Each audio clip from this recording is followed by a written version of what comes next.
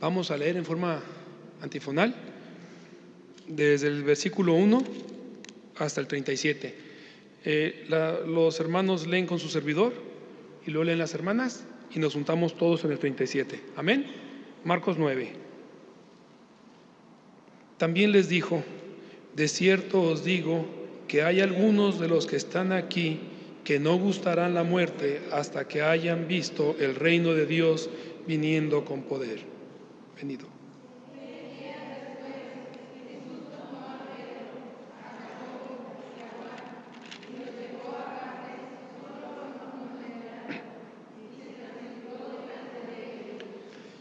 Y sus vestidos se volvieron resplandecientes, muy blancos como la nieve, tanto que ningún lavador en la tierra los puede hacer tan blancos.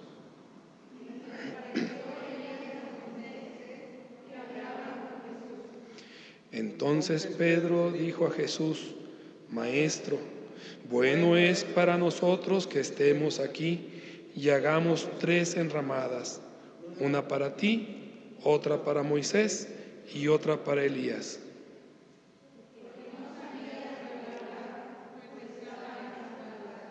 Entonces vino una nube que les hizo sombra, y desde la nube una voz que decía: Este es mi Hijo amado, a él oíd.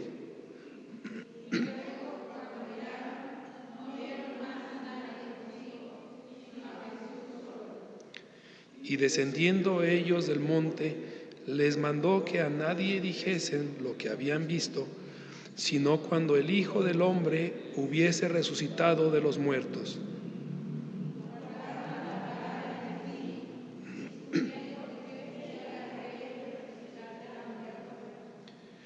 Y le preguntaron diciendo: ¿por qué dicen los escribas que es necesario que Elías venga primero?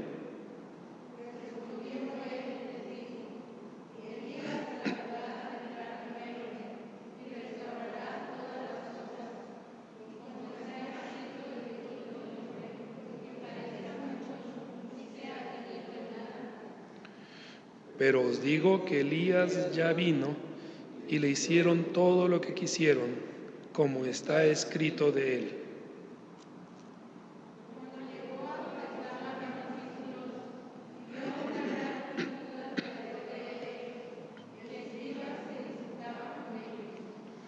Y enseguida toda la gente, viéndole, se asombró y corriendo a él le saludaron.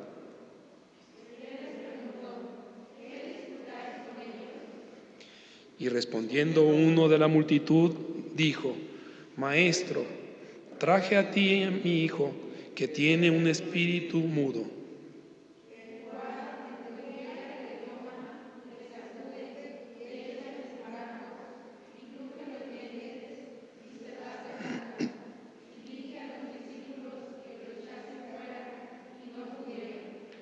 Y respondiendo él, les dijo: Oh generación incrédula, ¿hasta cuándo he de estar con vosotros?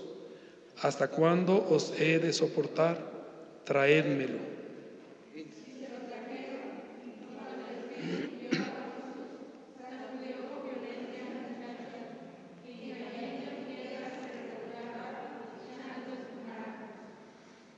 Jesús preguntó al Padre: ¿cuánto tiempo hace que le sucede esto? Y él dijo: desde niño.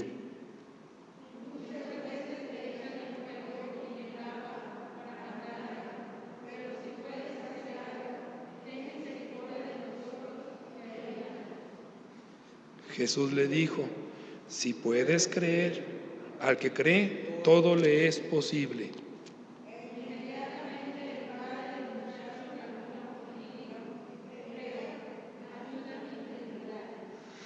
Y cuando Jesús vio que la multitud se agolpaba, reprendió al espíritu inmundo, diciéndole: Espíritu mudo y sordo, yo te mando, sal de él y no entres más en él.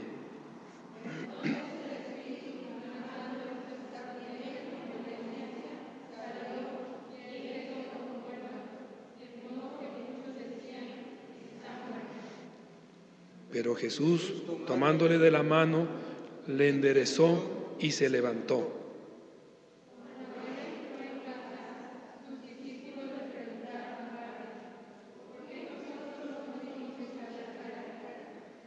Y les dijo: este género con nada puede salir, sino con oración y ayuno.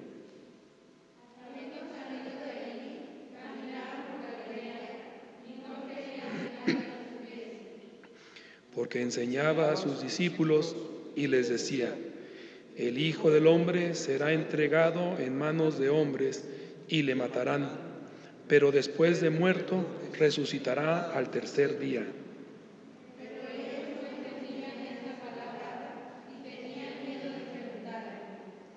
Y llegó a Capernaum, y cuando estuvo en casa les preguntó: ¿qué disputabais entre vosotros en el camino?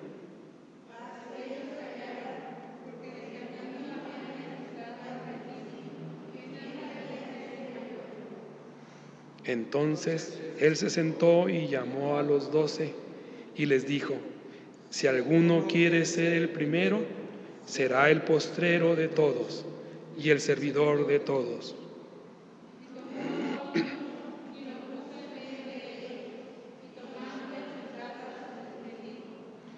El que reciba en mi nombre a un niño como este, me recibe a mí, y el que a mí me recibe, no me recibe a mí, sino al que me envió.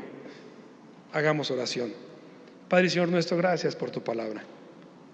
Gracias porque todavía nos das aliento de vida para poder leerla, para poder escucharla. Gracias porque nos las das y toda la tenemos en nuestras manos.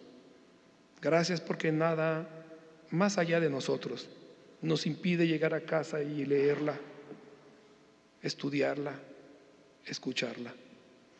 Gracias por esa bendición, Padre Señor nuestro, que en ocasiones no valoramos completamente. Gracias porque nos tienes aquí. Gracias, Padre Señor nuestro, por las familias representadas, por los corazones presentes. Sé con aquellos que no están, Señor. Sé con nuestro amado pastor y su esposa. Sé con la Iglesia Bautista Emanuel que tú compraste. En Cristo Jesús nos ponemos en tus benditas manos para escuchar tu palabra, para que traigamos al corazón sabiduría, para que, Padre Señor nuestro, salgamos enriquecidos en ti y solo en ti. En Cristo Jesús nos ponemos en tus benditas manos, sabiendo que sin ti nada somos. Amén. Tomen sus lugares, mis hermanos. Aunque tenemos en estos versículos que acabamos de leer, tenemos varios pasajes que en sí mismos son sermones cada uno en cada cual y estudios cada uno en cada cual, y son muy ricos y llenos de bendición.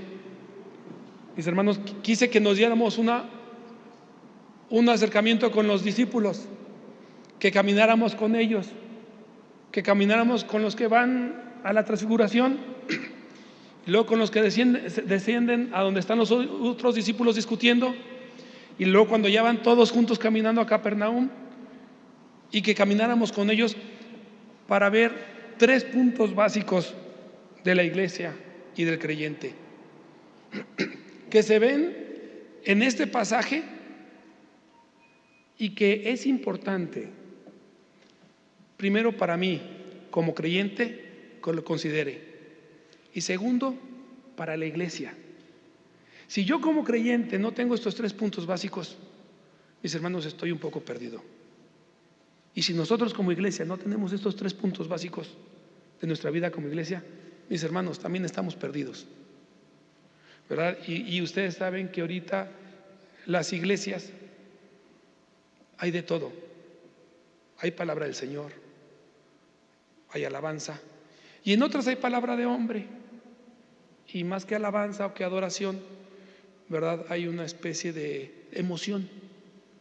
Van y se emocionan, sienten bonito, y ya salen y como preparados para vivir otra semana, y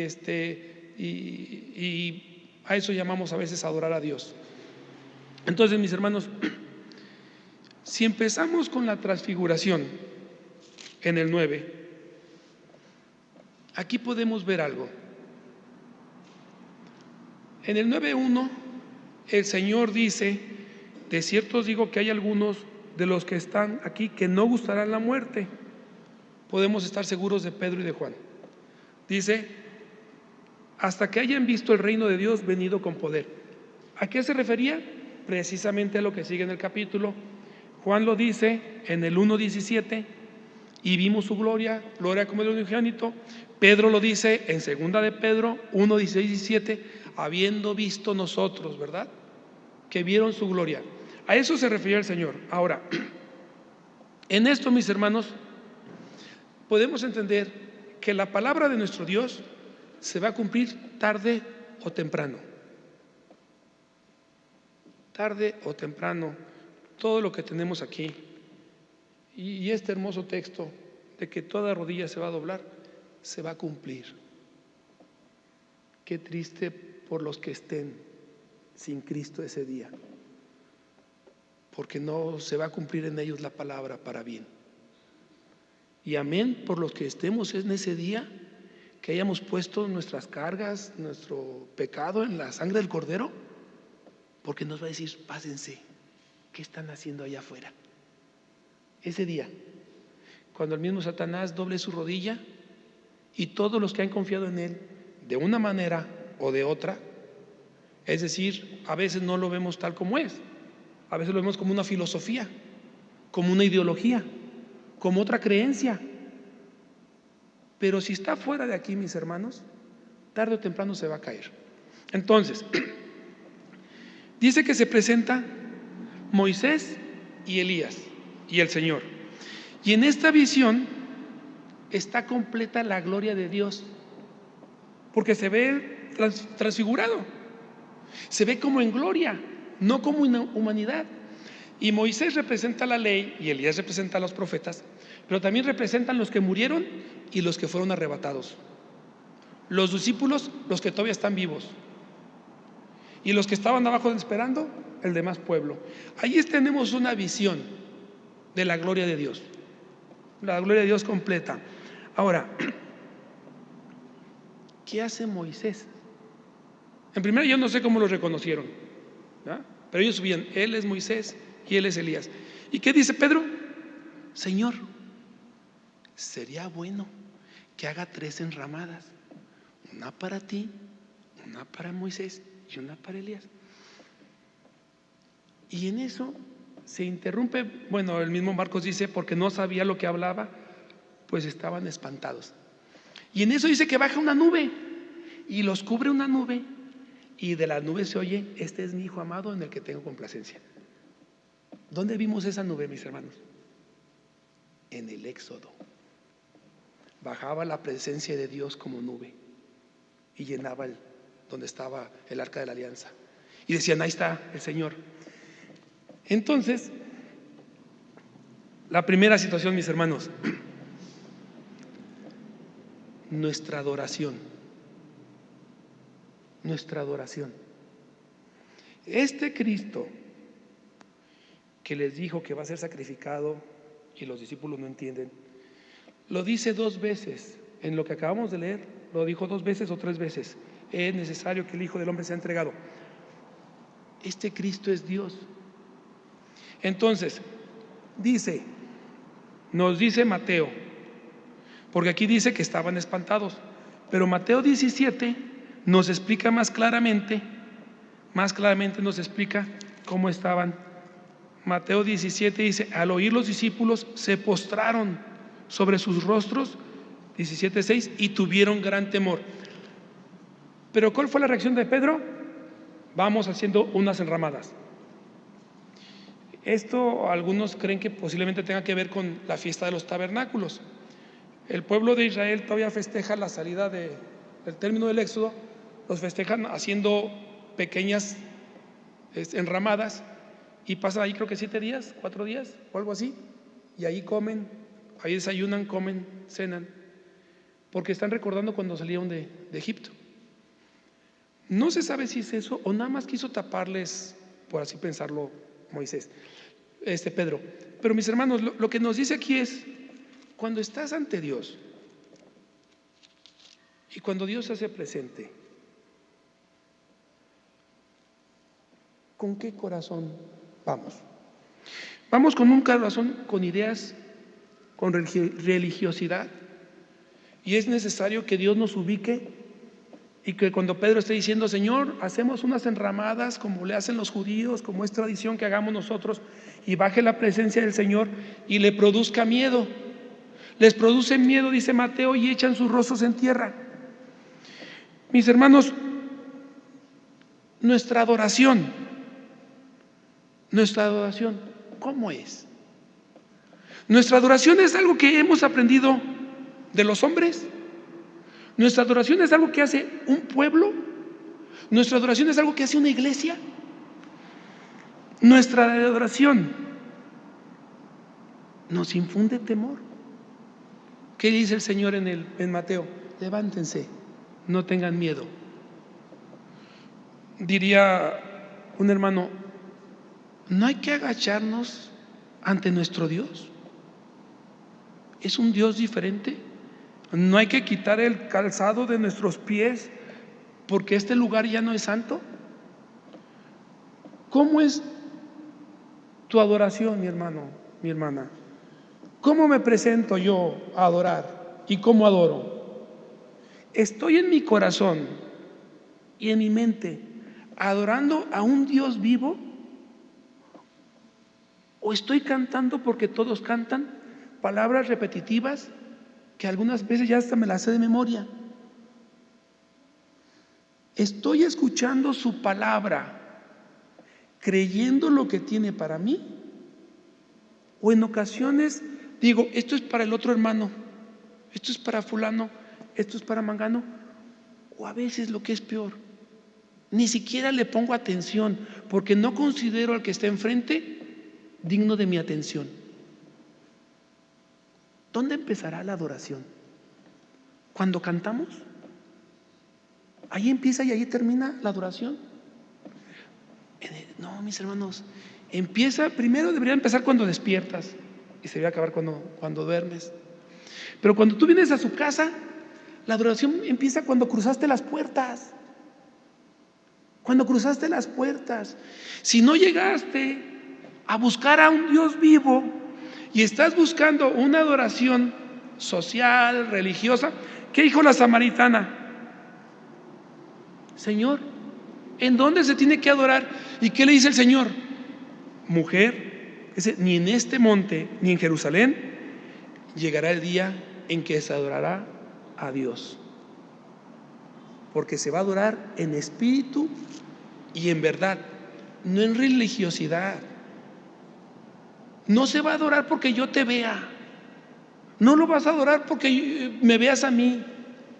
Lo vas a adorar porque tengas un corazón dispuesto a decir: si vamos a ir a su palabra y si vamos a ir a buscar al Rey de Reyes y al Señor de Señores, algo me tiene que decir.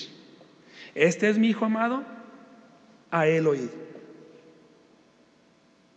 Es decir, nosotros no venimos aquí a escuchar un sermón emocional. No venimos a escuchar unas palabras de que yo quiera convencerlos o quiera venderles yo una lavadora. No, se supone que estamos viniendo porque queremos escuchar qué palabra tiene Dios para nosotros. Y la palabra de Dios para nosotros, en primer lugar, la tenemos aquí.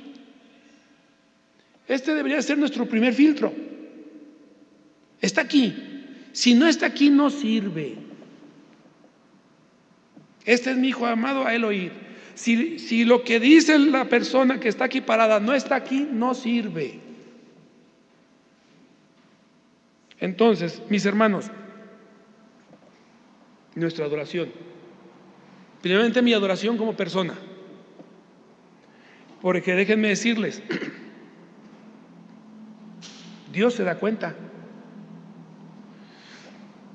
Yo no me doy cuenta.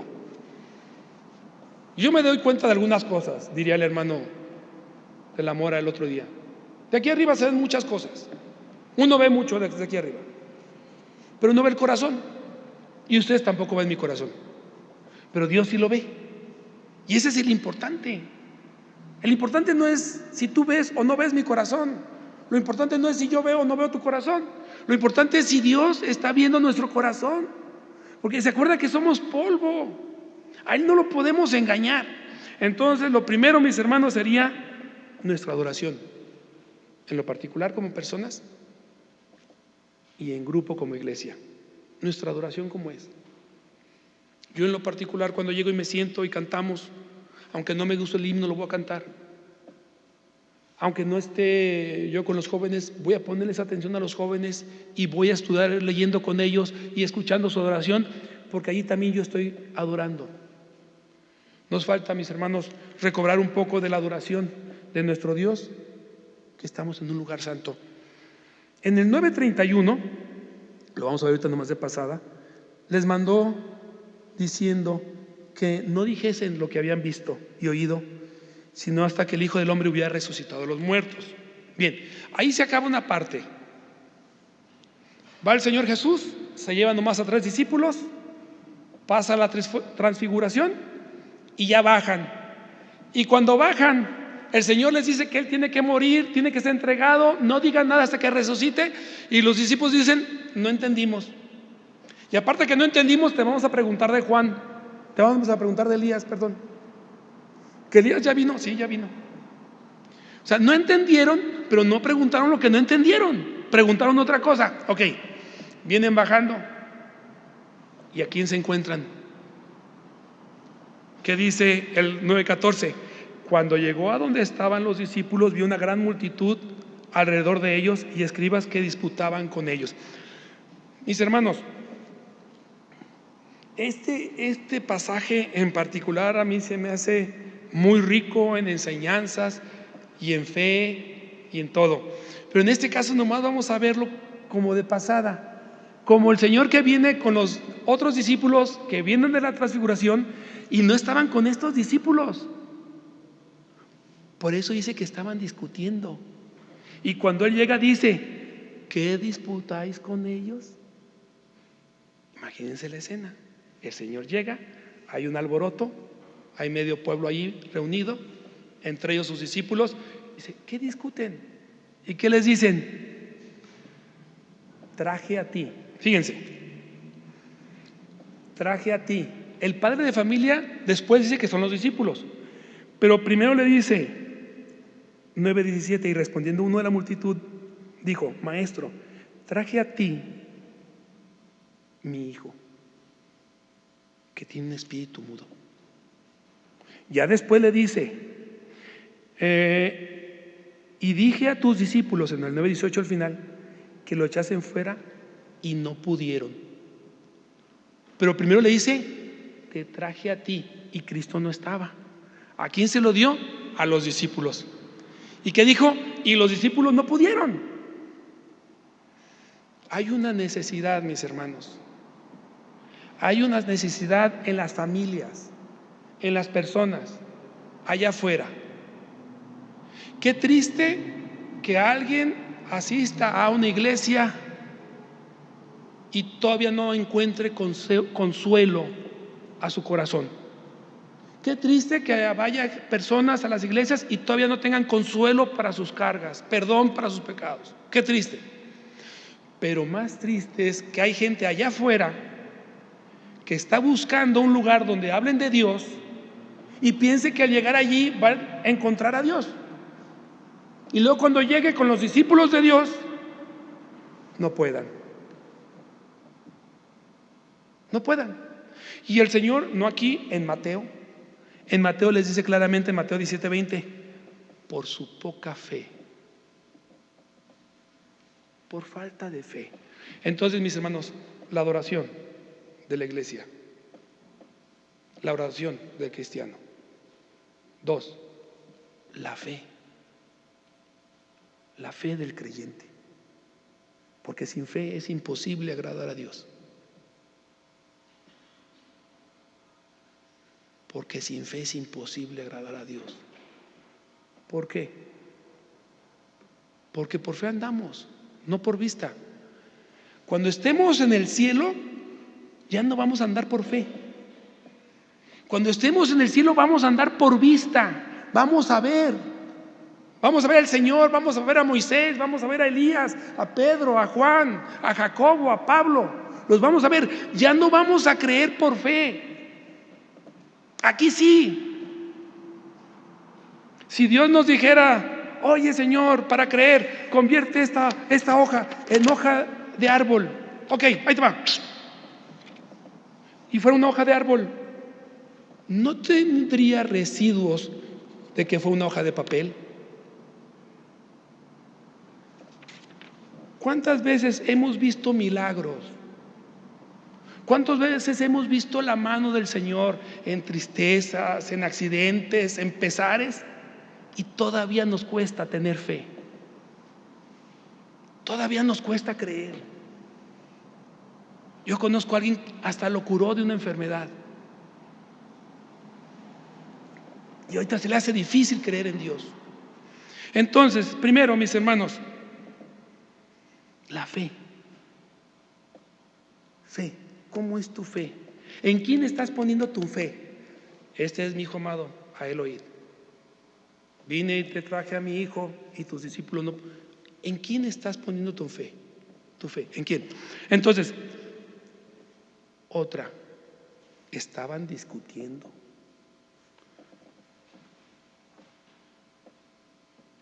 Llegó el Señor Jesús y estaban discutiendo. A veces sí estamos haciendo eso. Entramos en discusiones innecesarias, en discusiones que tú, que yo, que tú, no, que aquel, que los otros. Y llegó el Señor Jesús, ¿y en qué estaba su iglesia? Enfrascada en la discusión. En la discusión. ¿Por qué se enojó el Señor? ¿Por qué se enojó el Señor, mis hermanos, mis hermanas? Vámonos ahí mismo, Marcos 6:7.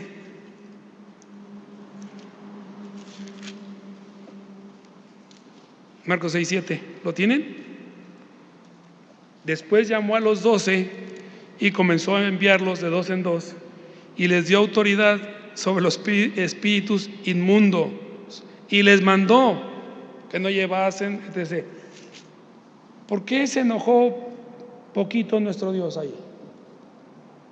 ¿Por qué nos dice: oh generación incrédula, hasta cuándo se de soportar? Porque días antes los había mandado con poder. Y ahora viene, Él está allá en el monte y sale con que no pudieron. ¿Cuántas cosas como creyentes, como cristianos, que ya tenemos el permiso de Dios para tener, que ya tenemos la bendición de Dios para tener, no tenemos porque no nos aplicamos? Porque estamos distraídos, estamos discutiendo, estamos poniendo nuestra mirada en otra parte. Es fe, confianza y obediencia. Fe, voy a creer en lo que Él dijo. Voy a confiar en lo que Él dijo. Voy a hacer lo que Él dijo. Fe, confianza, obediencia. ¿Cuántas cosas la iglesia también estará haciendo en ese mismo tenor? Dos capítulos anteriores les da poder y los manda, y 2 capítulos posteriores están discutiendo, están peleando, y el otro tiene su problema. El otro tiene su problema. Tiene a su hijo que desde chico tiene ese demonio, que desde chico sufre, y aparte, y él busca al Señor. Él busca al Señor. También podemos ver, aunque un poquito se sale de contexto, que a veces nosotros no vamos a poder ayudar a la gente a ser Cristo. Si nosotros no entendemos que no son los discípulos, sí son los discípulos por encargo de Cristo, sí es la iglesia por encargo de Cristo, sí es el maestro por el encargo de Cristo, sí es el director del coro por el encargo de Cristo, sí, pero si no es Cristo, no sirve. Si yo, en lugar de dejar a Cristo en el corazón de las personas, estoy dejando otra cosa, no sirve. ¿Qué decía el hermano Rafita? Si viene usted un marihuano, un drogadicto, y le quita lo drogadicto, pero no le da a Cristo en su corazón, no sirvió de nada. Mejor lo hubiera dejado como estaba. Si viene una persona buscando a Cristo y en lugar de darle a Cristo, nosotros le damos religión, nosotros le damos ideas, y ya la persona sale diciendo: yo sí soy bien bueno, yo no tengo nada que... Ya hicimos mal. Posiblemente lo condenamos porque piensa que es salvo y no es salvo, porque solo Cristo salva. Solo Cristo salva. Lo dice aquí. Nadie más. En ningún otro hay salvación más que en Jesucristo hombre. Y no hay otro camino a Dios que no sea Jesucristo hombre y crucificado. Aquí viene algo que le llaman el secreto mesiánico. ¿Por qué Jesús no quería que dijera nada hasta que resucitara? Ahorita vemos rápidamente. Entonces, mis hermanos, para terminar, nuestra adoración. No sabemos, mis hermanos, el fruto de una adoración correcta. No sabemos qué pasa si nosotros venimos como iglesia y nos juntamos como iglesia, donde estén dos o tres, ahí está mi nombre entre ellos, y de a de veras oramos juntos, y de a de veras cantamos juntos. ¿Qué pasaría? Solo Dios sabe. 2, fe, confianza y obediencia. ¿En quién? En lo que Él dijo, no en lo que dijo nadie más. Bien, ahora, en el 30-31, no se crean, me quedé acá.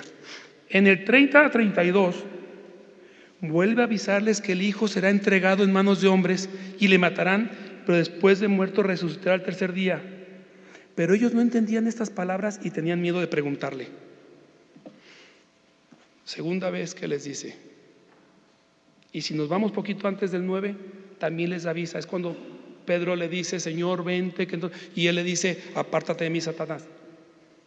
Continuamente el Señor dijo: es necesario que el Hijo del Hombre sea entregado. Bien, ahorita regresamos a ese. Y ya, del 33 al 37, para terminar, mis hermanos, humildad es el secreto. Y llegó a Capernaum, y cuando estuvo en casa les preguntó: ¿qué disputaban entre vosotros en el camino? A mí se me hace muy interesante nuestro Dios. Se me hace su sabiduría. Bueno, pues es Dios. Supo que venían disputando, supo que venían peleando. ¿Qué disputabais en el camino? ¿Usted cree, mi hermano, usted cree, mi hermana, que Dios no sabe cuando tenemos disputas? ¿Usted cree que como que se voltea para otro lado y no sabe lo que está pasando aquí en la Emanuel? ¿No sabe lo que está pasando en tu corazón, en mi corazón? Como que Él se volteó y luego ya volteó. Hijos, ¿qué disputaban?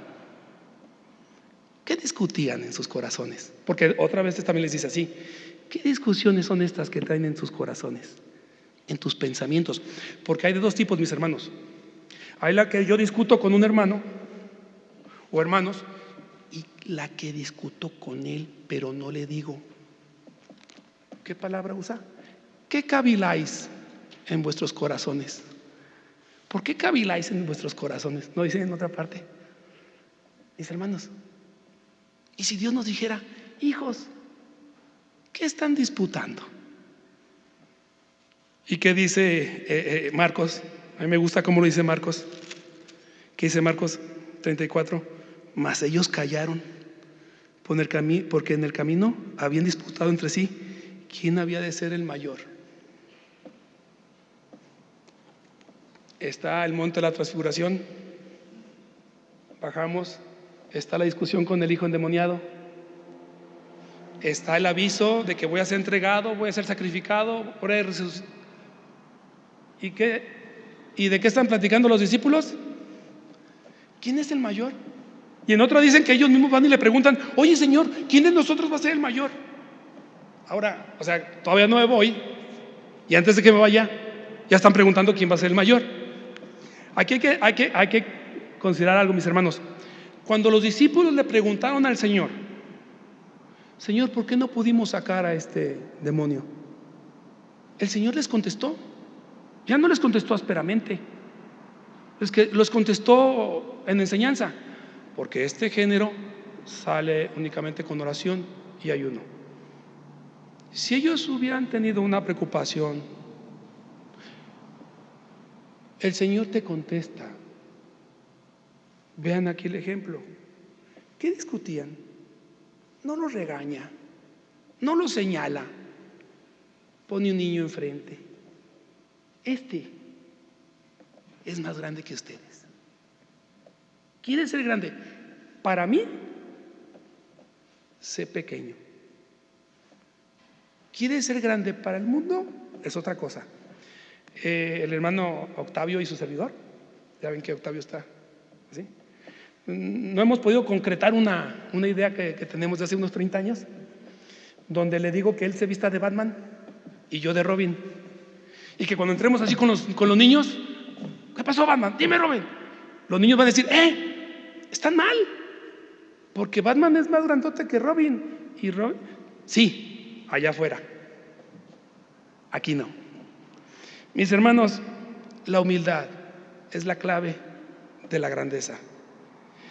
¿Quieres estar bien con el mundo? Hay muchos argumentos, muchas ideas, muchas formas. ¿Quieres estar bien ante tu Dios? Tu Dios se quitó la ropa y se ciñó una toalla y lavó los pies de los discípulos.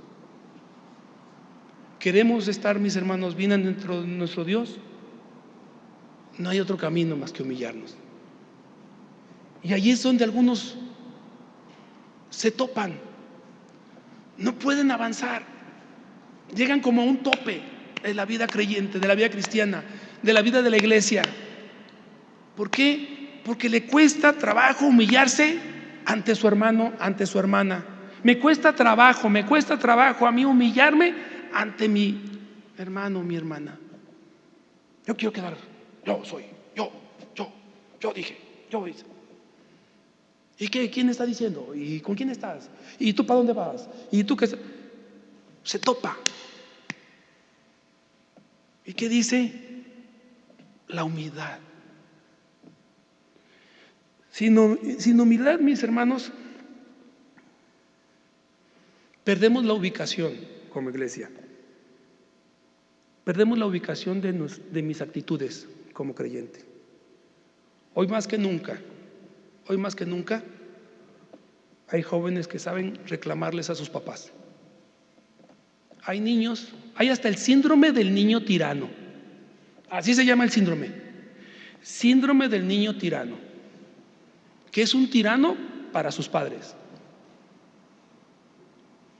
¿Qué dice un escritor por ahí? La generación de los 50 nos estamos yendo. Somos la generación que obedecimos a nuestros padres y obedecimos a nuestros maestros. Estas generaciones nuevas no quieren obedecer. Quieren reclamar. Quieren cuestionar. Y no está malo, mi hermano. No está mal, mi hermana, que nos cuestionen, que nos pidan argumentos. No está mal. Nuestro Dios es el primero que dice que no quiere gente que niegue su cerebro. Acuérdense el libro que escribió Josh McDowell para los jóvenes, que se llama No dejes tu cerebro en la puerta. No estamos pidiéndoles, muchachos, que dejen su cerebro allá en la puerta. Dejen su cerebro en la puerta, mis hermanos, y pásense ese cerebro, porque aquí les vamos a decir todas las cosas como son. No. Pero una cosa sí es cierto: la generalidad del mundo está cambiando.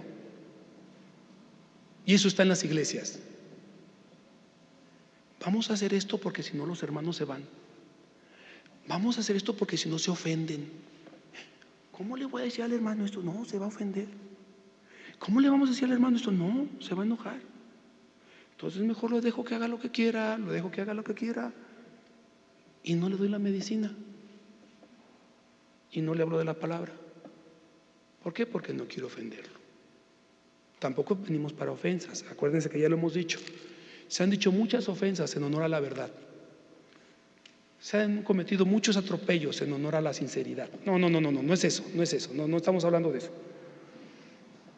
Pero sí estamos hablando, mis hermanos, que como creyentes, primeramente como creyentes, yo tengo que decidir qué voy a hacer con lo que dijo Cristo. Cristo me dijo: toma a tu hermano y piensa que él es más grande que tú. Cristo me dijo: no hables mal de tu hermano. Es más, hasta lo mencionó que era pecado.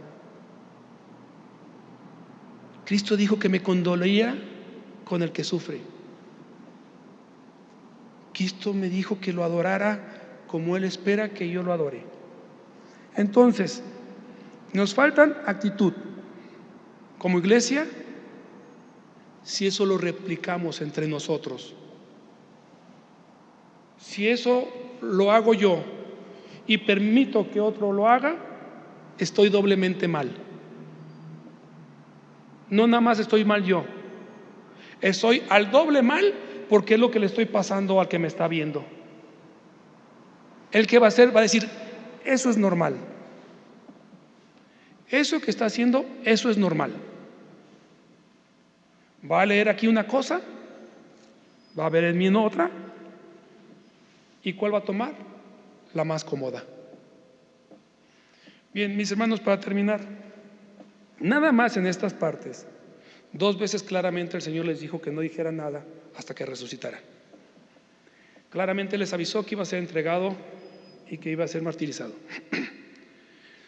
Si Cristo no resucitó, dice Pablo, somos los más pobres de la tierra. Si este evangelio se basa en un Cristo que no resucitó, mis hermanos, ¿qué estamos haciendo aquí? Somos los más dignos de conmiseración, dice Pablo. No, mis hermanos, todo lo que dijo Cristo, todo lo que hizo Cristo se confirma con su resurrección. Todo lo que dijo Cristo aquí se confirma con la resurrección de los muertos. Y no hay problema si hay cosas que no entendemos, porque los mismos discípulos que decían: no entendemos todavía en eso de la resurrección. Tan no lo entendemos que hay iglesias, que hay religiones que en base a eso se han desviado. Vimos a Moisés y a Elías con el Señor, uno muerto y el otro arrebatado, y el Señor. Dice Job: estos ojos y no otros verán a Dios. Yo creo que va a ser el mayor milagro que pueda ver la humanidad, aparte de ver, porque dice que todo ojo le verá, de ver a Dios bajar. Que vea que todas las partículas de los hombres, Dios las llame para levantarlos de los muertos, ¿verdad? Que Dios los llame para conformarnos. ¿Cómo? No sé. Porque los discípulos tampoco vieron diferencia entre Moisés y Elías. Nomás dijeron: es Moisés y Elías. Pero no encontramos diferencia en qué cuerpo tiene Moisés y qué cuerpo tiene Elías. Hay veces que cuando uno tiene tiempo de más, se agarra pensando, ¿verdad? ¿Y cómo serán los cuerpos? ¿Y cómo serán los espíritus? ¿Y cómo será? Mis hermanos, pero tenemos una seguridad, que donde Cristo está, dice que quiere que nosotros estemos. Entonces, todo lo que creemos, mis hermanos, se basa en que Cristo está sentado a la diestra del Padre, intercediendo por nosotros. Que todo lo que Cristo dijo y hizo, lo confirmó con su muerte y su resurrección en la cruz. Con su muerte para salvación de nuestras almas, con su resurrección para la victoria venidera, que no depende de ti ni de mí, depende de su sangre bendita que Él vierte en la cruz. Otro enigma que tampoco vamos a entender en esta tierra. Ese día en la crucifixión, Cristo cargó los pecados de todos los hombres anteriores a Él que creyeron por fe, que creyeron por Espíritu, y todos los hombres posteriores a Él. Los cargó en esa cruz. Y cuando resucitó, confirmó su dicho. Entonces, por eso, mis hermanos, debemos saber en quién hemos creído. ¿Cómo estamos? Cada quien, cada uno consigo mismo. ¿Cómo estamos en nuestra adoración? ¿Cómo estamos en nuestra fe, confianza y obediencia? ¿Cómo estamos en nuestra humildad? ¿Cómo estoy en mi actitud? ¿En cómo estoy viendo el Evangelio? ¿Cómo estoy yo anteviendo todo esto? Con la seguridad de que aquel que dijo todo esto, primero lo pagó con su sangre y segundo lo confirmó con la resurrección de los muertos. Hagamos oración. Padre y Señor nuestro, gracias te damos por la bondad que tienes para con nosotros, Señor, de dejarnos tu palabra, de permitirnos escudriñarla, de permitirnos aprender en ella. Te rogamos que traigas a nuestros corazones, Señor, sabiduría, inteligencia para obedecer tus escritos, para acercarnos más a ti, para acercarnos a tu Hijo amado y escuchar tu voz y seguir tus palabras y tus mandamientos. Ayúdanos, Padre Señor nuestro, a estar más cerca de ti cada día y más lejos de nosotros cada día. Te rogamos por cada corazón presente, por cada familia representada. En Cristo Jesús nos ponemos en tus benditas manos. Amén.